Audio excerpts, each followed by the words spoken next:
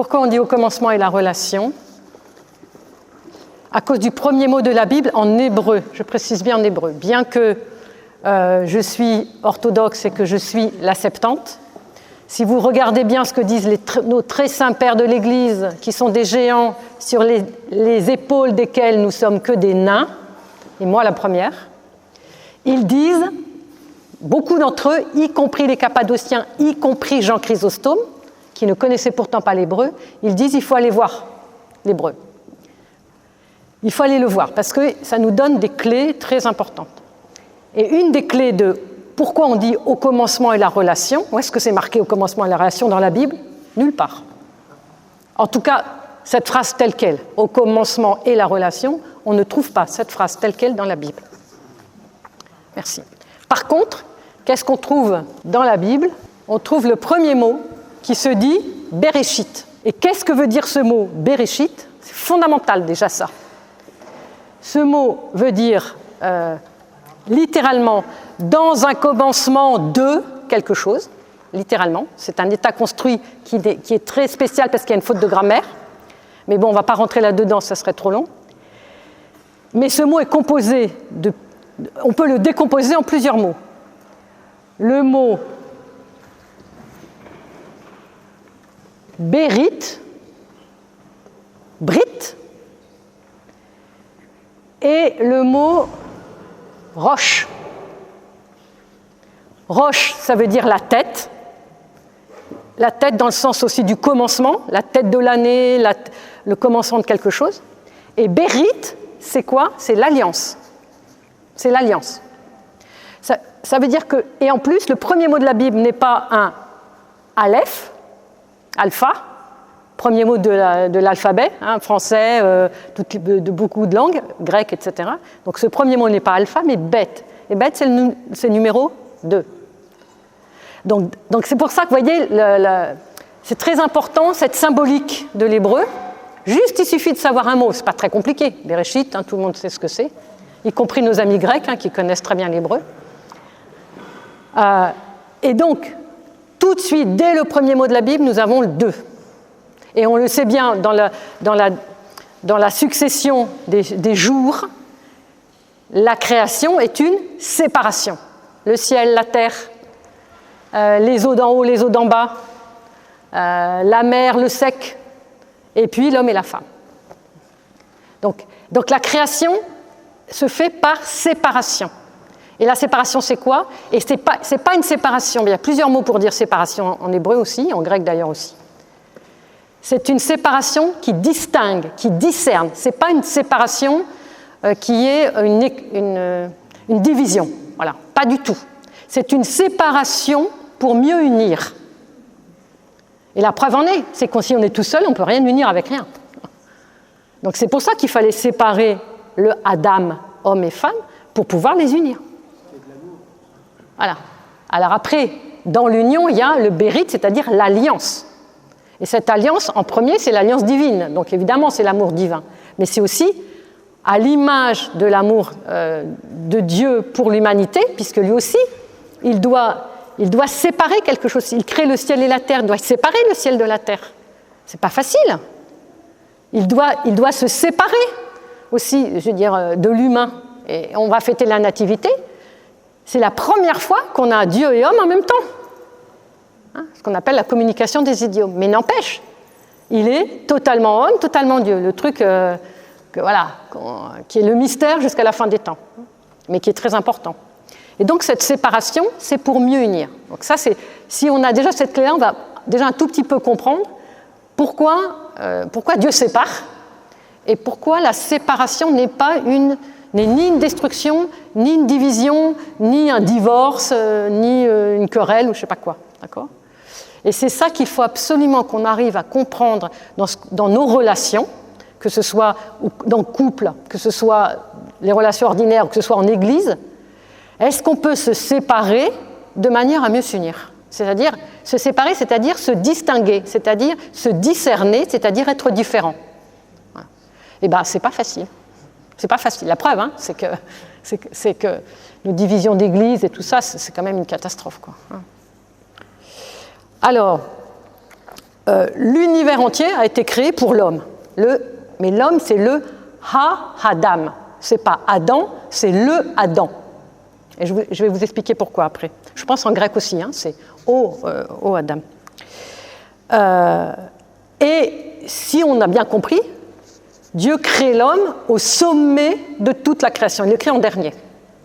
Juste avant le Shabbat, qui est le repos, entre guillemets, qui est plutôt qu'un repos, qui est une cessation. Dieu cesse. Il cesse justement de séparer. Il cesse de créer en séparant. Il cesse pour laisser son Adam, sa créature humaine, prendre le relais pour que l'homme puisse parfaire avec Dieu, avec l'aide de Dieu, la création. Et le but de la création, donc, c'est la naissance de l'homme. C'est pour lui que le monde a été créé, et que ce soit d'ailleurs dans la tradition de l'Église, et encore plus peut-être dans la tradition juive, Dieu crée le monde comme un temple. Comme un temple. Mais même, hein, la tradition chrétienne, en tout cas chez nous, chez les orthodoxes, on dit que l'homme est comme le prêtre, l'homme, homme et femme, enfin je veux dire, l'humain est comme le prêtre de la création, quoi. Il se lève le matin, la création a été faite pour lui comme un temple, parce qu'il doit offrir, il offre sans arrêt l'offrande à Dieu dans sa journée. Voilà, il offre ce qu'il va faire de ses mains à Dieu, comme le prêtre va offrir le pain au moment de la divine liturgie. Donc, et donc, ça veut dire que la Bible est anthropocentrique. Donc, nous, on dit toujours c'est christocentrique, ce qui est évidemment tout à fait juste, mais elle est d'abord anthropocentrique. Dieu crée le monde comme un temple pour l'homme, et pour que lui, Dieu, puisse venir habiter dans ce temple avec l'homme. Donc ça, c'est des points vraiment très, très, très importants. Hein. Alors, c'est pas pour rien que Dieu, si vous avez bien remarqué, on fera peut-être un autre jour, les 6 premiers jours de la création, il y en aurait pour quelques moments. Si vous avez bien en tête, le 6e jour de la création, Dieu crée les animaux, mais pas tous les animaux, hein, il y en a qui l'a créé avant, les animaux qui respirent, qui ont des jambes, voilà, ceux qui nous ressemblent le plus. Hein, et l'homme, le même jour, il crée ces animaux-là et l'homme. Pourquoi ? Parce qu'il veut que l'homme se rende compte qu'il a cet aspect biologique de l'animal. Il respire, il mange, il a des mains et des pieds, même s'il est debout. Bon. Donc il a un aspect animal, et on le sait, c'est ce qu'on appelle la nature humaine. Et puis il a la neshama, il a la pneuma, le pneuma, hein, l'esprit, hein, que Dieu lui insuffle. Bon. Et c'est par son esprit que Dieu le rend semblable à lui, hein, à l'image et à la ressemblance. Donc on ne va pas traiter ça parce que c'est autre chose, mais c'est je pense, de poser le cadre, je pense que c'est très important. Donc tous les pères nous disent que l'homme garde toujours l'image, mais que la ressemblance doit être acquise par l'effort ascétique, par la vie de prière, par l'union à Dieu, etc. Bon. Et que l'homme, en se détournant de Dieu, voilà, il a perdu cette ressemblance et il a, la plupart du temps, abîmé son image. Bon. Et ça, c'est très important aussi. Vladimir Lossky dit la chose suivante: la création selon l'image et la ressemblance implique déjà l'idée de participation à l'être divin. Hein, donc ce que nous, on appelle la divinisation. La participation à l'être divin d'une communion avec Dieu, c'est-à-dire qu'elle suppose la grâce. Hein, donc cette création selon l'image et la ressemblance. Et donc, il y a une conception dynamique. Donc, il y a un mouvement humain qui est toujours en dynamique. Et d'ailleurs, Grégoire de Nice, hein, quand il parle de commencements, nos commencements qui n'ont jamais de fin, dit de façon très claire que même après la mort, nous allons continuer à évoluer vers Dieu jusqu'à l'infini, c'est-à-dire tout le temps. Donc cette dynamique, elle commence ici-bas et elle se prolonge jusqu'à la fin des temps, mais comme il n'y a pas de fin. Pourquoi ? Parce que l'homme statique, il va plutôt se rétrécir, que là, c'est une dynamique de progression. Et c'est la raison pour laquelle, concernant l'homme et la femme, c'est ainsi qu'il faut, comprendre ce vis-à-vis homme et femme. Donc dans le deuxième récit de la création, nous avons, chapitre 2, verset 7, pardon, nous avons et Dieu créa et placène, océos, anthropos. Il façonne Dieu à Adam. Il façonne à Adam. Alors, tout le monde s'est posé la question, les pères aussi, bien évidemment.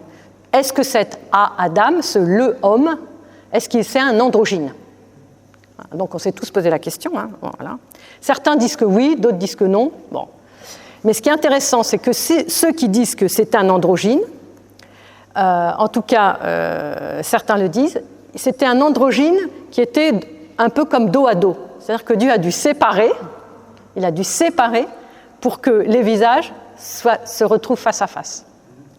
Alors, on peut le prendre comme une parabole, comme une image, mais ça, c'est très intéressant. Donc, Dieu sépare, comme il a tout séparé depuis le début, pour que ce dos à dos, c'est-à-dire cette impossibilité de communiquer, cette impossibilité de se voir, cette impossibilité de se donner cette lumière et cet esprit qu'on a reçu par le souffle divin, qui soit mis l'un en face de l'autre pour que ça puisse se communiquer, pour que ça puisse se transmettre de l'un à l'autre. Et on parle parfois d'une sorte d'opération chirurgicale. Alors, le texte lui-même de la Bible nous dit « Dieu plonge l'homme dans une certaine torpeur ». Alors, en grec, c'est extasis. Donc en hébreu, c'est plus une sorte de torpeur, c'est-à-dire vraiment l'aspect plus chirurgical, quoi. C'est-à-dire on est comme sur la table d'opération complètement endormi. Le grec, c'est extasis, on est en extase. Alors moi, je pense que plutôt que de les opposer, on va faire comme on a compris, au lieu de opposer et de diviser, on va les mettre ensemble, même si c'est effectivement un peu différent. Et Dieu donc va former la femme à partir, dans cette opération chirurgicale, alors on dit la côte, mais en fait c'est le côté. À partir du côté d'Adam, Dieu forme une femme. Ça veut dire que Adam, il est fait de la glèbe, de la terre, la femme, elle est faite du côté d'Adam. Donc déjà, la différence, avant même la différence sexuée, c'est une différence de nature. Voilà, parce que la chair d'Adam, c'est pas exactement la même chose que la terre, la glaise, quoi. Bon. La poussière du sol, voilà. Et comme vous le savez, bien évidemment, et là on peut tout de suite faire le parallèle, c'est que sur la croix, le Christ, avec le coup de lance, donc il y a de l'eau et du sang qui sort, et ce côté, donc on est bien dans le côté, il n'y a pas la côte de Jésus qui sort comme ça, eh bien c'est l'eau et le sang qui représentent donc le baptême et l'Eucharistie, et par extension l'Église. Donc le Christ lui-même va donner de sa chair et de son sang, on pourrait dire, pour l'Église, avec l'Église comme épouse. Et que peut-être justement, s'il y a ce parallèle qui est tellement criant entre le Adam, l'Ève qui sort d'Adam au chapitre 2 de la Genèse et puis l'évangile de Jean au chapitre 19, si c'est tellement énorme alors qu'on a déjà traversé toute l'histoire du peuple, quoi, jusqu'au Christ, jusqu'à sa mort et évidemment résurrectionnelle, eh bien, c'est qu'on a quelque chose à comprendre, et d'ailleurs le rite du mariage le dit, on a quelque chose à comprendre dans la relation entre homme et femme, parce que le modèle, et Paul le dit, c'est l'époux et l'Église, quoi. C'est le Christ et l'Église. C'est le modèle. Modèle que certains couples vont me dire c'est inatteignable. Bon, je ne sais pas, je ne suis pas suffisamment expérimentée dans cette voie-là, mais je serais contente de vous entendre là-dessus. Alors, ce qui est très important aussi, c'est que au début de la Bible, au moment où Dieu sort du côté d'Adam la femme et qu'il la met devant lui, première parole d'Adam, c'est la chair de ma chair, c'est l'os de mes os, celle-ci a été appelée femme parce que moi je suis homme. Ça veut dire que dans la Bible, le mot femme arrive avant le mot homme. Parce que jusque-là, on avait dit masculin, féminin. Là, on emploie ish et isha. Et ce sont ces mots-là. Alors, et pourquoi c'est encore important l'hébreu? Je suis désolée pour nos amis grecs que j'aime beaucoup et je trouve le grec extraordinaire et je m'évertue à l'apprendre de façon très... Mais quand même, on a quelque chose que l'hébreu nous donne, que malheureusement le grec ne nous donne plus. Ish, isha. Donc d'abord, si on regarde bien, on a une parfaite... Quand on dit homme et femme, on ne dit pas homme et hommes ou femme et femmes. Enfin bon, ce n'est pas la même racine. En hébreu, c'est exactement la même, en arabe aussi, je pense. Oui. Hein? Ouais. Mais nous avons des lettres qui sont différentes. Donc, ça se dit ish, ça se dit isha. Les petits points dessous, c'est ce qu'on appelle les voyelles, hein, peu importe. Les lettres différentes sont quoi? Yud, He. Et les lettres communes, c'est quoi? Aleph, Shin. Qu'est-ce que veut nous dire symboliquement ces mots? C'est que Yud, He, c'est le Alléluia, c'est le Ya, c'est-à-dire c'est les deux premières lettres du nom divin. Les deux premières lettres du nom qu'on dit le tétragramme. Donc ça veut dire qu'on n'a pas le tétragramme tout seul, on l'a que si on est en communion, homme et femme. Et Esh, c'est quoi? Esh, c'est le feu.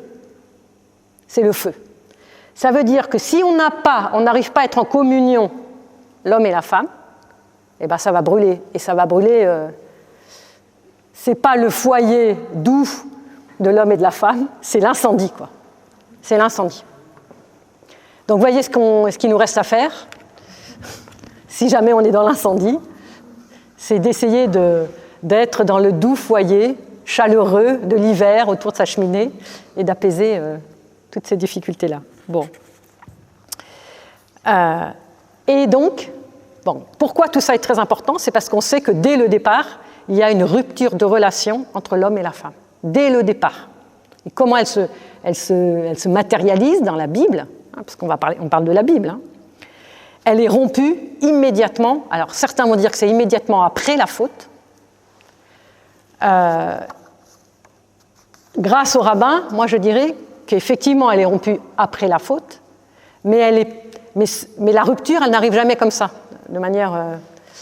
voilà, il y a une sorte de préparation, il y a des petites tensions. Et qu'est-ce que dit la tradition? En tout cas la tradition juive, elle dit, quand Dieu dit à Adam, donc là il faut bien avoir, le jour où on regardera de plus près, il faut bien avoir l'ordre des versets. Avant que Dieu fasse naître la femme du côté d'Adam, avant, Dieu avait dit à Adam, de cet arbre-là du milieu, tu ne mangeras pas. Tu as le droit à tout, sauf une chose, sauf un. Donc la limite, c'est-à-dire, tu peux être tout, mais tu ne peux pas être Dieu. C'est la seule chose que tu ne peux pas faire. Tout le reste, c'est à toi. Et qu'est-ce que dit, si on regarde bien le texte, on va le regarder ensemble, parce que je pense que ça vaut vraiment la peine, et si je peux vous montrer à quel point il est important de lire avec une attention, d'une précision, l'écriture, ça va beaucoup vous aider. Tu peux manger tous les arbres du jardin, mais de l'arbre de la connaissance du bien et du mal, tu ne mangeras pas, car le jour où tu en mangeras, tu mourras. Donc, il a bien dit, tu ne mangeras pas, d'accord ? Qu'est-ce que dit la femme au serpent quand elle voit le serpent et que le serpent lui dit « Mais non, pas du tout ». Qu'est-ce que lui dit la femme ? La femme répondit au serpent, 3:2, « Nous pouvons manger du fruit des arbres du jardin, mais Dieu a dit, du fruit de l'arbre qui est au milieu du jardin, vous n'en mangerez pas et vous n'y toucherez pas sous peine de mort. » Qu'est-ce qui s'est passé ? Modification du commandement. Je dirais même un durcissement. Vous ne mangerez pas et vous ne toucherez pas. Est-ce que vous êtes jamais aperçu de ça? Et c'est fondamental, ça. Pourquoi c'est fondamental? Vous ne toucherez pas.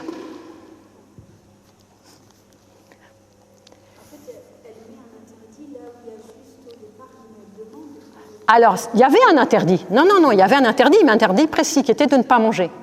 Ok? Et si elle rajoute quelque chose, c'est quoi? C'est que Adam lui a mal transmis. Qu'est-ce qu'il a mal transmis? Adam.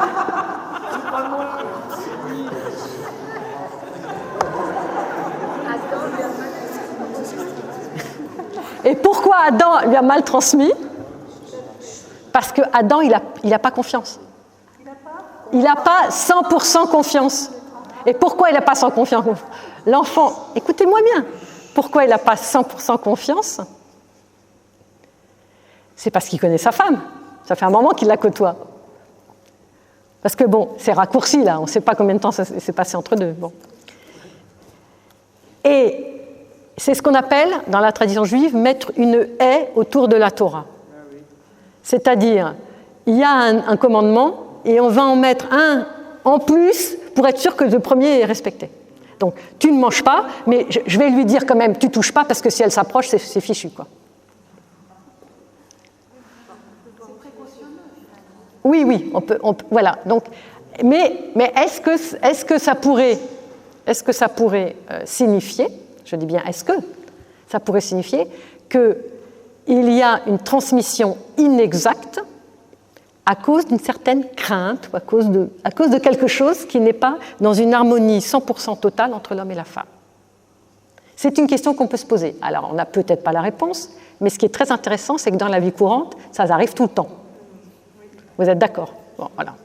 Donc, il y a quand même un enseignement qu'on peut tirer de ça. Alors, le Midrash va dire, ça va tellement loin cette histoire, que le Midrash, lui, il a tout de suite vu qu'il y avait un problème au niveau de la transmission. Il va dire, et qu'est-ce qu'a fait le serpent? Il a poussé la femme contre l'arbre. Elle a touché l'arbre. Bah, t'as vu que t'es pas morte? Bah alors, tu peux manger? Et voilà, pouf, la chute. Alors, on peut le prendre comme une parabole, mais vous voyez le sens. Donc ça, c'est un premier point déjà que la Bible nous donne dès les 2 premiers chapitres de la Genèse. Donc, il y a une perte d'équilibre dans la relation très rapidement. Alors maintenant, si nous avançons dans les couples de la Bible, on sait très bien que toute la Bible est construite sur un système patriarcal. Les grandes figures, c'est Abraham, Isaac, Jacob, Joseph, Moïse, Josué, David. Et où sont les femmes? Et on connaît bien chez ces hommes leur bravoure, leur générosité, leurs exploits. On ne va pas retracer tout l'itinéraire de chacun. On voit bien le courage qu'ils ont eu, la place éminente qu'ils ont occupée, évidemment, dans le peuple. Mais on ne sait pas grand-chose de ces femmes qui restent un petit peu dans l'ombre. Et on a tendance à croire qu'elles ont un rôle non seulement subalterne, mais totalement inutile. Eh bien, nous allons voir l'importance qu'elles ont. Elles sont tout le temps là, elles veillent derrière, hein, comme toutes les femmes savent faire. Hein. Et si tout se passe selon la volonté de Dieu, dans la direction du projet divin pour l'humanité, c'est grâce aux femmes. Et on va le montrer. Et on va montrer aussi que Dieu demande que les hommes écoutent leurs femmes. Et ça, c'est très important. Hein, parce que souvent, il peut y arriver qu'il y ait des catastrophes dans les couples parce que l'homme n'a pas écouté sa femme. Alors, Sarah, donc la première femme qu'on connaît un peu, c'est Sarah. Vous savez où est-ce qu'elle arrive, Sarah? Chapitre 12 de la Genèse. La tradition rabbinique nous dit quelque chose de très intéressant. Elle nous dit que Sarah est déjà un premier tikkun de Ève. Qu'est-ce que c'est le tikkun en hébreu? C'est une réparation. C'est déjà une première étape de réparation de Ève. Comme si toutes les femmes, les grandes matriarches de la Bible, et puis les autres femmes, parce qu'il y a Ruth, Noémie, etc., enfin, il y a de très, très grandes figures, Judith, des figures majestueuses, elles sont toutes un tikkun, une réparation de Ève, jusqu'à la Mère de Dieu qui est la sublime et éminente et ultime réparation. Eh bien Sarah, elle tient tête à Abraham. Donc qu'est-ce qui se passe avec Sarah? Elle voit, alors vous êtes au courant des deux fils, donc Sarah ne peut pas avoir d'enfant, elle demande à Abraham, c'est elle qui demande à Abraham d'aller vers sa servante Agar. Agar a un enfant de substitution, on pourrait dire, on pourrait dire en langage moderne mère porteuse, donc voilà. Mais quand même, Abraham a eu une promesse de Dieu. Tu vas avoir un enfant, c'est de toi, de ta semence que je vais mettre un enfant, et c'est lui qui sera la lignée. Jusqu'au moment où Abraham, il y a l'histoire de la tente, etc. Bon. Elle va avoir un enfant, et son enfant s'appellera Isaac, celui qui rira, Yitzhak. Bon. Et elle voit les enfants, les deux, jouer ensemble. Et en les voyant jouer ensemble, elle dit ensuite à Abraham, tu la chasses, tu chasses la servante avec son enfant. Quelle violence! Et nous, on va s'indigner. Attention de ne pas nous indigner trop vite. Alors ça, c'est Origène, c'est pas moi qui le dis, et lui, c'est quand même un grand. Origène et puis d'autres, beaucoup d'autres pères, Ambroise, Jérôme, les Cappadociens, enfin tout le monde le dit. Quand il y a quelque chose qui nous indigne dans la Bible, c'est qu'on n'a rien compris du tout. Donc indignons-nous devant notre inintelligence et notre bêtise. Voilà, ça on peut s'indigner, mais pas devant les paroles de Dieu. Donc elle demande de chasser sa servante. Et est-ce qu'Abraham est content à l'idée de chasser sa servante et son fils Ismaël? Est-ce qu'il est content? Il n'est pas content? Il n'est pas du tout content. Verset 10, elle dit à Abraham, « Chasse cette servante et son fils, il ne faut pas que le fils de cette servante hérite avec mon fils Isaac. » Cette parole déplut beaucoup à Abraham à propos de son fils. Donc pour lui, ses deux fils, c'est ses fils. Donc, et c'est normal, il aime ses fils, il n'y a aucun doute, et il n'y a aucun problème là-dessus. Mais Dieu lui dit, ne te chagrine pas à cause du petit de ta servante, tout ce que Sarah te demande, accorde-le, car c'est par Isaac qu'une descendance perpétuera ton nom. Donc verset 12 du chapitre 21 de la Genèse. Mais du fils de la servante, je ferai une nation, car il est de ta race. Abraham se leva tôt, il prit du pain et une outre d'eau, il donna à Agar, et il mit l'enfant sur son épaule, et puis il la renvoya. Donc, premier élément très important de qu'est-ce que c'est un couple. Il y a deux avis qui sont contraires, qui sont irréconciliables. Dieu intervient. Tu écoutes la voix de ta femme. Donc, qu'est-ce qu'on fait aujourd'hui, parce qu'il faut quand même essayer de comprendre comment ça se passe pour nous aujourd'hui, pour discerner la voix de Dieu qu'on n'entend pas parce qu'on est sourd, muet, aveugle et tout ce que vous voulez. Comment on fait? On écoute sa femme, bon, mais il n'y a pas que ça, parce que là Dieu intervient quand même. Parce que la femme, elle a beaucoup d'intuition, on est tous d'accord, mais elle peut aussi, à certains moments, et on ne sait pas si c'est le bon moment où où il faut vraiment faire ce qu'elle dit, ou c'est pas tout à fait ça. Donc, il est important de faire intervenir la voix divine. Et la voix divine, pour nous, c'est soit l'Église, soit le prêtre qui accompagne le couple, soit... Enfin bon, on a des aides, alors heureusement, comme ça on peut se dépatouiller. Mais à un moment donné, on ne prend aucune décision tant qu'on n'est pas sûr d'une voix divine, qu'elle soit intérieure, qu'elle soit celle de l'Église, peu importe, aucune décision quand il y a quelque chose qui est totalement contradictoire. Pour moi, c'est une clé. C'est une clé de comportement dans un couple. Et très souvent, ce qui est intéressant, enfin moi c'est ce que j'ai vu autour de moi, c'est qu'il y a un problème de maturation spirituelle. Donc si effectivement la femme a cette intuition et que c'était ça qu'il fallait faire selon ce qu'elle avait pressenti, il faut laisser le temps à l'homme d'entrer dans cette maturation spirituelle de manière finalement à s'accorder pas seulement à la voix de la femme, mais à Dieu, tout simplement, à Dieu. Premier exemple. C'est la raison pour laquelle Sarah est déjà un tikkun, une réparation de Ève. Et quand Dieu dit « écoute sa voix », c'est très intéressant parce qu'il ne dit pas « écoute ce qu'elle dit », en tout cas en hébreu, je n'ai pas le texte grec. Ah si, en grec aussi, « akouetis phonis », écoute sa voix. Quand on parle de la voix, c'est toujours la voix divine, quoi. Donc comme si Dieu disait « écoute sa voix », parce qu'en fait c'est la mienne, à travers elle. Ah, donc Ève s'était trompée. Donc c'est pas pour dire que les femmes sont mieux, on n'est pas du tout là, on n'est pas là dans le truc mieux, moins bien, ça ne nous intéresse pas du tout, ça.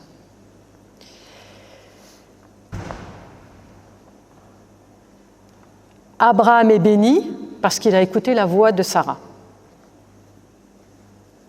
Donc si Sarah a commencé à redresser, à réparer la faute de Ève, chaque femme qui se met à son école, c'est-à-dire à l'écoute du Saint-Esprit, est en capacité de revenir vers Dieu en se libérant du déterminisme d'Ève, qui est le déterminisme du péché. C'est ce qui va se passer encore à la génération suivante. Isaac et Rebecca, tout à fait. Alors, je ne voudrais pas être trop longue, je ne sais pas à quelle heure on a commencé. On peut prendre des dizaines d'exemples si vous voulez, mais je ne veux pas vous retenir, je voudrais qu'on essaie de... Okay. Ah oui, alors, excusez-moi, je fais un petit retour en arrière aussi parce qu'il y a un événement très intéressant dans l'histoire d'Abraham qui est l'histoire au chapitre 20.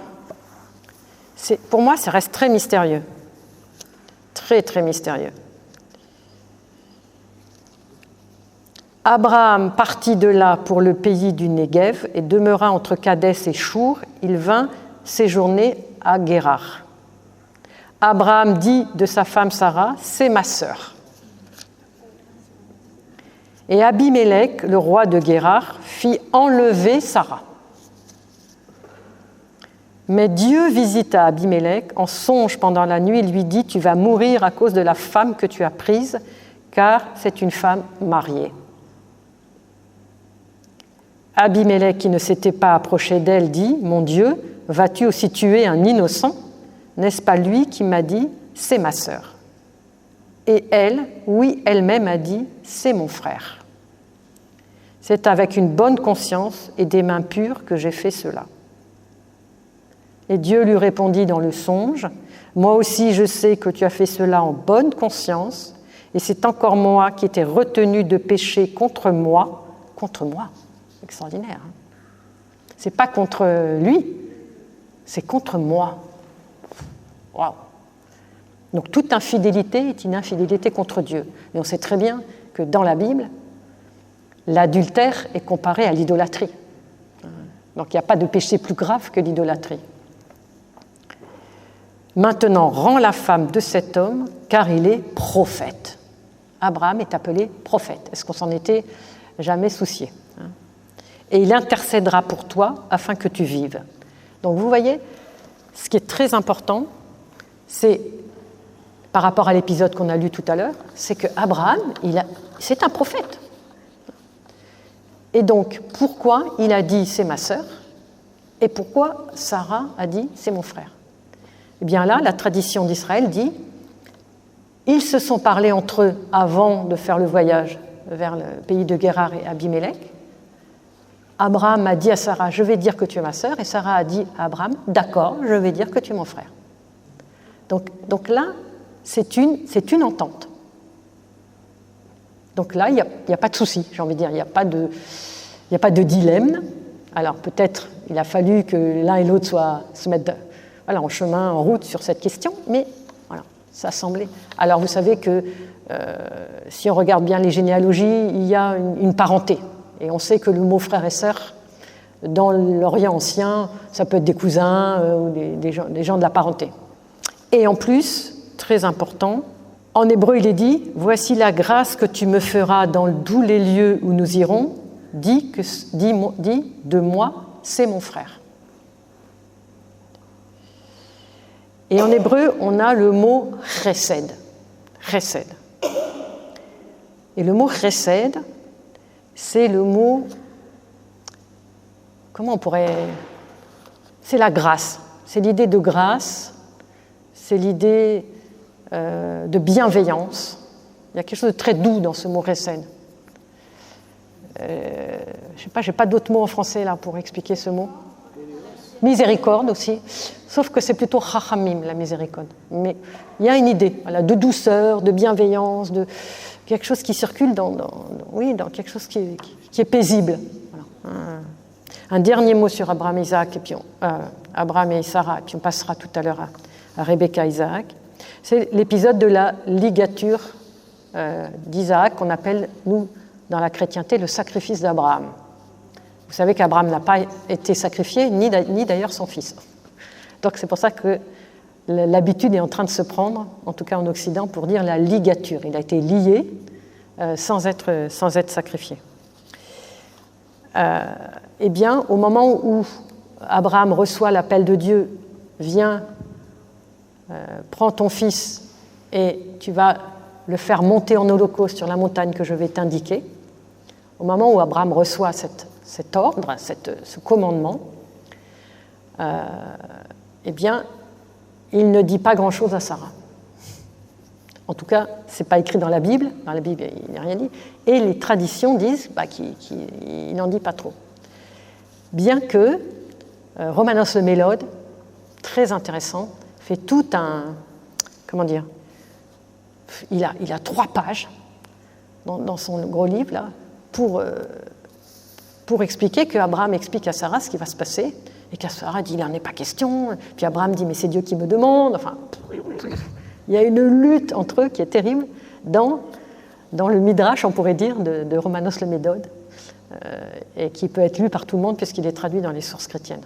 Mais c'est très intéressant, la manière dont il y a un combat. D'ailleurs, il y a un combat aussi à l'intérieur d'Abraham, et il n'a pas du tout envie de sacrifier son fils, quoi. Et c'est absurde. Dieu lui dit que c'est par ce fils qu'il va y avoir la promesse et puis il faut le sacrifier. Il y a quelque chose qui est de l'ordre de certaines absurdités à vue humaine. Mais Abraham s'exécute. Et la tradition juive dit que c'est tellement violent pour Sarah qu'en fait, elle en meurt. Et que quand Abraham et Isaac retournent, Sarah meurt. Donc ça, c'est intéressant aussi. Au niveau du couple, parce que est-ce qu'on peut faire porter à l'un des 2 membres du couple quelque chose qui est plus lourd que ce qu'il peut porter ? Voilà. Donc ça, c'est une question aussi que je lance pour éventuellement le débat. Alors, on va un dernier point, puis je voudrais on va parler un peu d'Isaac et Rebecca. Alors Isaac et Rebecca, c'est tout à fait autre chose. Tout à fait autre chose. Hein. Enfin, tout à fait autre chose, en même temps, il y a plein de choses communes. Alors, qu'est-ce qui se passe ? C'est Abraham, son fils Isaac a autour des 40 ans. Abraham est vieux et il vient d'enterrer son épouse, puisqu'elle est morte à la suite de cette ligature. Donc Isaac et Abraham, et d'ailleurs Ismaël aussi, sont là, ils enterrent l'épouse, ils enterrent Sarah. Et Abraham... devant la mort, il se dit « mais moi aussi je vais mourir. Et moi j'ai besoin que la descendance, le projet divin, la promesse se perpétue. Donc comme c'est Isaac, que Dieu m'a dit que ça allait se perpétuer, eh bien, il faut que je trouve une épouse, sinon il n'y a pas de descendance. Et donc il y a quelque chose qui va s'arrêter. Donc il envoie Eliezer, son meilleur serviteur, chercher une épouse dans la famille, dans sa famille. Et qu'est-ce qui se passe ? Eliezer arrive au puits, dans une ville qui s'appelle Achan, en Mésopotamie, enfin à mi-chemin, au bord du puits, et il fait une prière pour que une femme sorte du lot quand elle va venir chercher de l'eau. Et il dit, si cette femme à qui je vais demander de l'eau, elle va non seulement m'en donner à boire à moi, mais aussi à mes chameaux, je saurai, toi Dieu, que tu l'as choisi pour Isaac. Et c'est ce qui se passe. Donc il y a plein de femmes qui sont là, et puis il y en a une, elle est tout à fait hors de l'ordinaire, et tout de suite, Eliezer voit qu'elle sort de l'ordinaire. Pourquoi elle voit qu'elle sort de l'ordinaire? Alors ça fait partie du Midrash aussi. Parce qu'elle met sa cruche pour prendre l'eau, elle n'a pas besoin de puiser. L'eau, elle monte toute seule dans la cruche.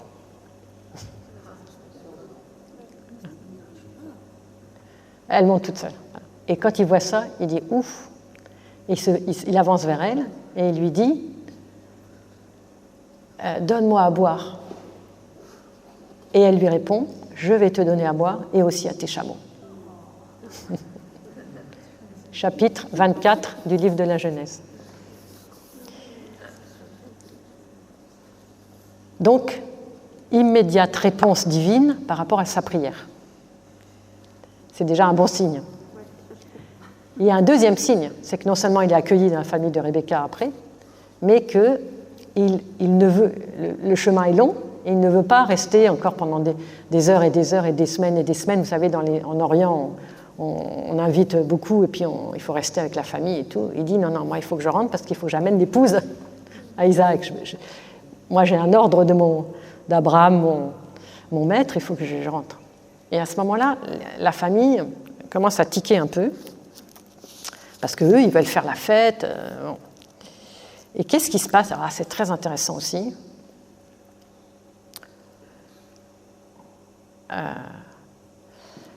Laban et Bethuel prirent la parole et dirent « La chose vient de l'Éternel.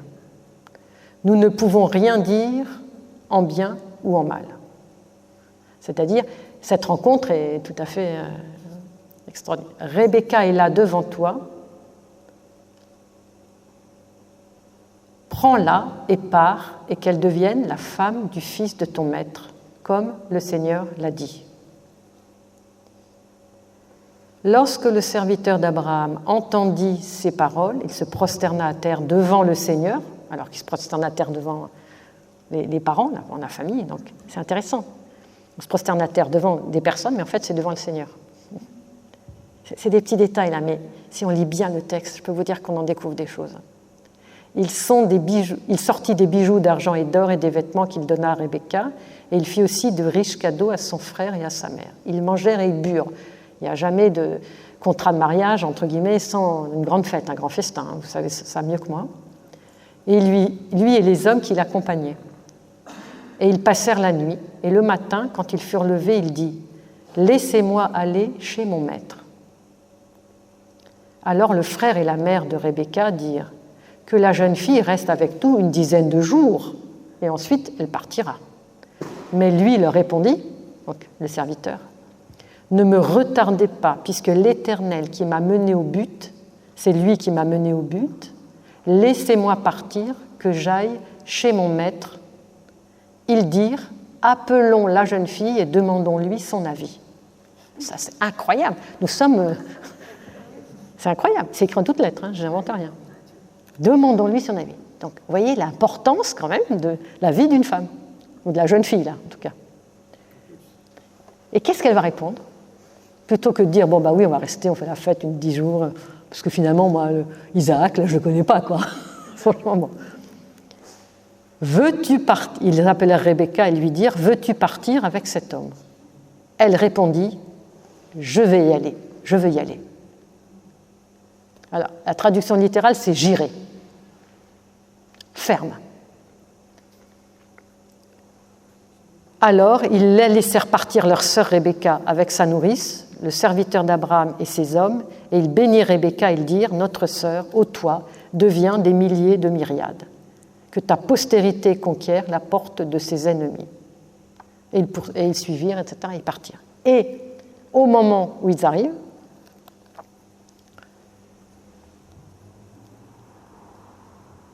Isaac, donc ils partirent, ils suivirent l'homme. Isaac était revenu du puits de Lachaï-Roy. Il habitait au pays du Négev.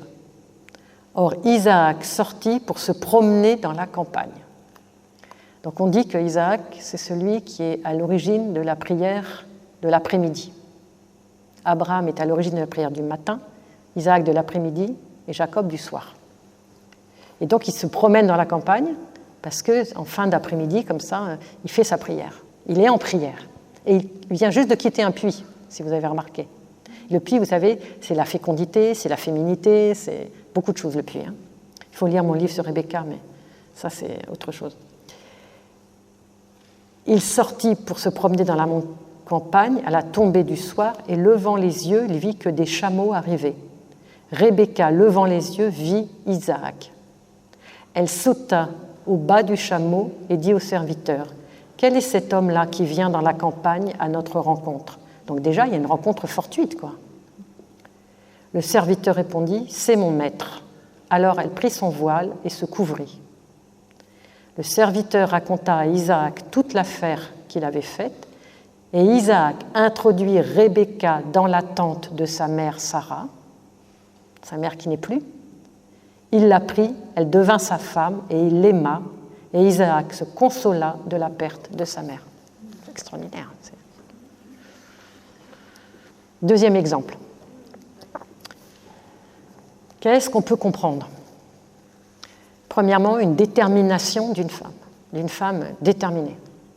Deuxièmement, un respect des règles. Elle voit un homme qu'elle ne connaît pas, elle se voile le visage, l'approche se fait lentement. Troisièmement, c'est lui qui l'introduit dans sa tente, qui est celle de sa mère. Et le Midrash va dire, il y avait une nuée de gloire sur la tente qui avait disparu après la mort de Sarah. Et au moment où il pénètre avec Rebecca dans sa tente, cette nuée de gloire revient. Comme s'il y a effectivement, entre une mère et une bru, une belle-mère et sa belle-fille, une certaine continuité, en tout cas dans les manifestations divines, comme si Rebecca non seulement était le bon choix, mais est bien dans l'esprit de cette famille d'Abraham, d'Isaac, et qui va poursuivre ensuite. Alors, je ne vais pas aller plus loin parce qu'après, il y a toute l'histoire des lentilles. On fera ça peut-être une autre fois. Mais ce qui est intéressant, c'est que même cette histoire des lentilles, on a tendance à s'indigner. Voilà. Mais si on lit bien le texte, on n'y a pas de quoi s'indigner. Dieu sait ce qu'il fait avec chacun de ses enfants. Et d'ailleurs, si on a bien lu tout à l'heure, il y a une promesse pour Ismaël, il y a une promesse pour Ésaü, il y a une promesse, c'est une autre, mais il y en a une. Et donc il faut être aussi attentif, que ce n'est pas, entre guillemets, excusez-moi le terme un peu familier, éjecté, là. Non, pas du tout. Mais c'est une autre lignée. Il faut respecter la lignée que Dieu a choisie. Et c'est très important. Parce que Dieu, et je ne sais pas si vous avez remarqué, on dit toujours, c'est les premiers-nés qui ont la bénédiction, la promesse, mais ça n'a jamais été le cas. Hein. Et donc qu'est-ce que la Bible est en train de nous dire ? La Bible nous dit, ok, il y a un certain automatisme du premier-né qui a la double part d'héritage, etc. Il y a un automatisme humain, mais Dieu, il sort des automatismes humains. Dieu, il bascule. Parce que lui, ce qui l'intéresse, ce n'est pas les automatismes humains, c'est est-ce que celui-ci, il est digne ? Est-ce que celui-ci va vraiment continuer la promesse, va continuer le projet divin pour l'humanité ? Et dans ce cas-là, ce ne sera pas Ésaü, ce sera Jacob. En même temps, on peut aussi se poser la question en se disant, comme on le dit dans le langage moderne, Dieu fait droit avec des lignes courbes. Et donc même si quelque chose semble un peu répréhensible, semble être un comportement qui n'est pas complètement selon ce que Dieu aurait voulu, apparemment, en tout cas Dieu rattrape les affaires. Et ce qui est intéressant, c'est qu'à travers tout ça, la volonté de Dieu se fait. Bon voilà, à vous un peu la parole parce que... Merci.